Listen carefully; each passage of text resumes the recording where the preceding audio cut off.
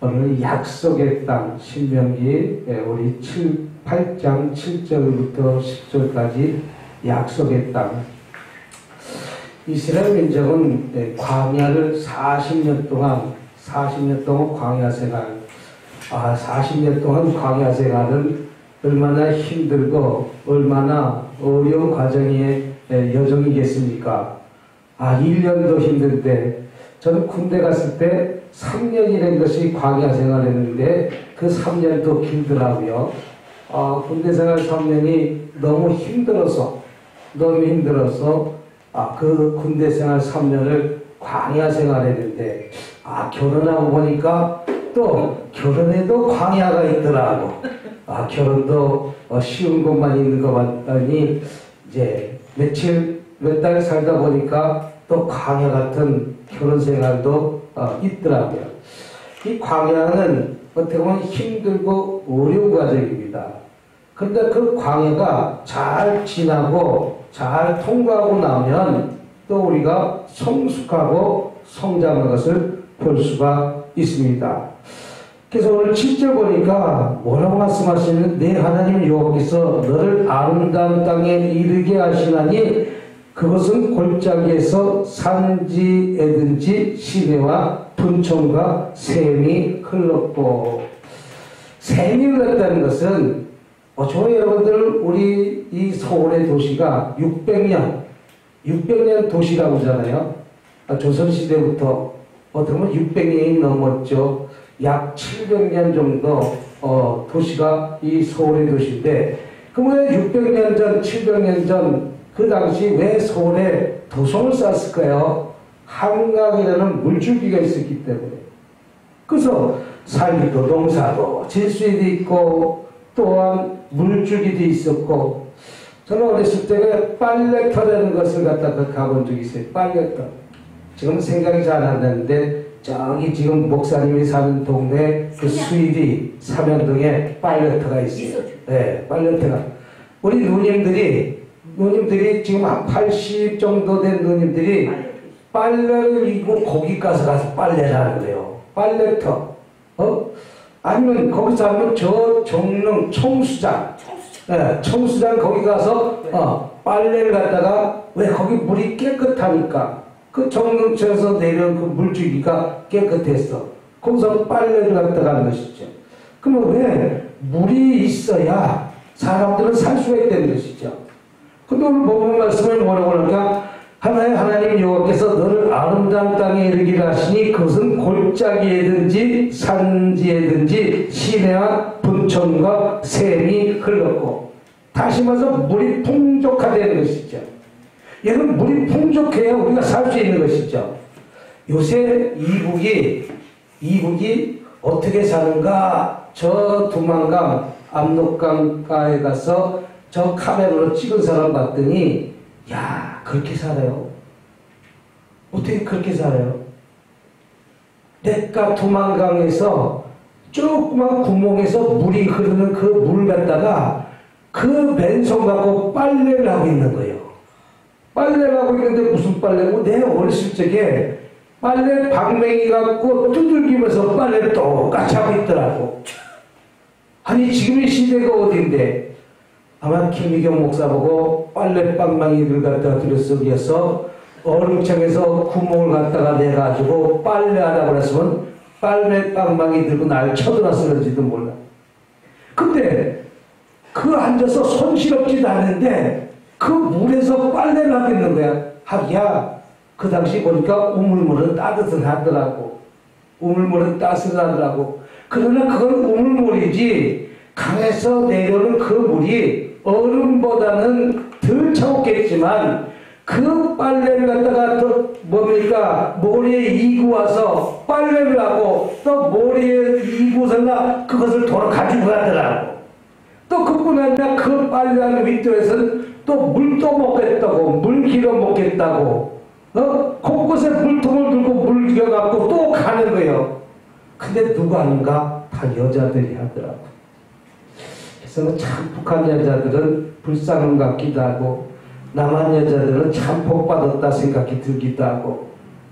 어렸을 때 빨래 누가 했어요? 아버지가 했어요? 언니, 누나, 엄마가 있어요. 대부분 이북이 보니까 똑같은 생활을 갖다가 이북이 두만강 강변에서 압록강 강변에서 빨래하는 모습이 2023년 2월달에 찍은 비디오를 갖다가 보내주고 있더라고. 그럼 그곳에 물이 있기 때문에 사람이 살고 있는 것이죠. 물이 있기 때문에. 물이 없으면 도저히 살 수가 없잖아요. 오늘도 본 말씀도 마찬가지입니다. 하나님 축복하신 땅엔 물이 있다는 것이죠. 물이 있어야 축복의 근원이고 모든 것이 살 수가 있다는 것이죠. 거기는 뭐만 있습니까? 물만 있는 것이 아닙니다. 물이 있어야 생존할 수가 있다는 것이죠.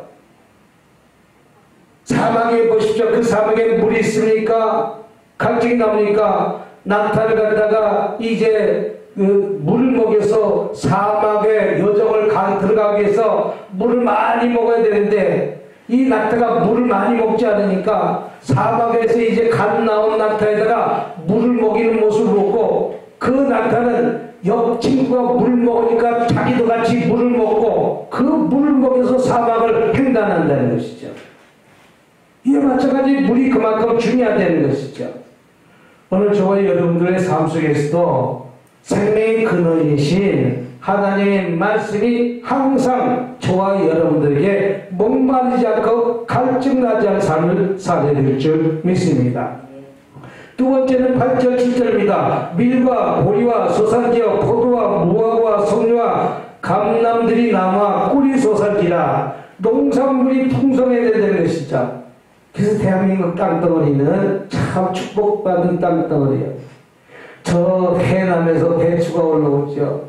저 전라도에서 쌀이 올라오지요. 저 해남에 얼마나 좋은 배추들이 얼마나 많이 있습니까? 제주도에서는 당근도 올라오지, 미나리도 올라오지, 사시사철 먹을 그 양식들이 계속해서 공급해 오잖아요. 그럼 왜 저 북한이 저렇게 힘들게 사는가? 아니, 올라올 곳이 있어야 올라오지. 예? 이 겨울에 제주도 같은 땅이 있는지 해남 같은 땅이 있어야 되는데도 불구하고 그래서 하루속히 남북이 통일이 돼야 돼요. 그래야 그들도 해남 배추를 뽑아다가 저 평양에 올려주고 신의주에 올려주고 저 백두산에 올려줄 거 아니에요. 네? 저 제주도 당근을 갖다가 뽑아다가 저 백두산도 올려주고 압록강도 올려주고 평양도 올려주고 올려줘야 될 거 아니겠어요. 그러니까 농산물이 풍족한 것이 어떻게 보면 은혜의 땅이 되는 것이죠. 축복의 땅이 되는 것이죠. 다시 말하면 이것이 영적으로 말하면 가나안 땅이 되는 것이죠. 가나안 땅이 되는 것은 그곳에 물이 있고 사람이 살아갈 수 있는 여건이 조여져 있기 때문에 그것을 갖다가 가나안 땅이다 이렇게 표현하고 있는 것입니다. 10개 지파가 각자 다 자기의 지분대로 나눠받았는데 다 나눠받은 그곳에는 그 호수 근처의 옆에 땅들을 다 나눠받은 것이죠. 그것이 바로 축복의 땅입니다. 그래서 밀이 있어야 됩니다. 보리의 소산지입니다. 거기에서 포도와 무화과와 석류와 감람나무와 꿀의 소산지니까 먹거리가 충분하다는 것이죠. 어떻게 보면 이 대한민국 땅도 먹거리로 따지자면 얼마나 풍족합니까? 예전에 쌀이 자급자족 못했지만 지금은 쌀이 남아서 외국계까지 도와주는 형편까지 돌아간 것 아니겠습니까? 이것이 바로 약속의 땅, 가나안 땅이라는 사실 믿으시기 바랍니다. 마지막 세 번째는 우리 구절 한번 봅시다. 너희 먹는 식물이 결핍이 없고 내게 아무 부족함이 없는 땅이며 그 땅은 돌이요 철이요 산에는 동을 캘 것이요. 광산이 풍족하다는 것이죠. 그래서 우리는 이 대한민국은 하나 부족한 것이 있다면 이 광산이 좀 부족하거든요. 금광, 동광, 철광이 부족한데 한솔지 남북만 통일이 되면 저기에 다 있다는 게 지금 북한에 다 있다는 것이죠. 동도 있고 철도 있고 금도 있고 그러니까 우리 대한민국은 한속히 남북이 통일돼서 하나님이 주신 그 약속의 땅이 이 대한민국이 축복받은 땅 중에 축복받은 땅이다. 우리는 이 땅을 잘 잘 관리하고 약속받은 그 땅을 갖다가 잘 유지하고 우리 후손들에게 우리는 물려줘야 될 줄 믿습니다. 이것을 영적으로 다시 말하자면 하나님께서는 좋아하는 영원히 목마르지 않는 생수 같은 말씀을 오늘 좋아하는 여러분들에게 지속적으로 주시는 것이고 또 때에 따라서 만나를 주셨던 것처럼 우리를 먹고 마시고 하나님의 말씀으로 양육시키는 것을 우리는 감사하면서 오늘 이 하루도 살아가는 저와 여러분이 되시길 주님의 이름으로 축복합니다. 할렐루야.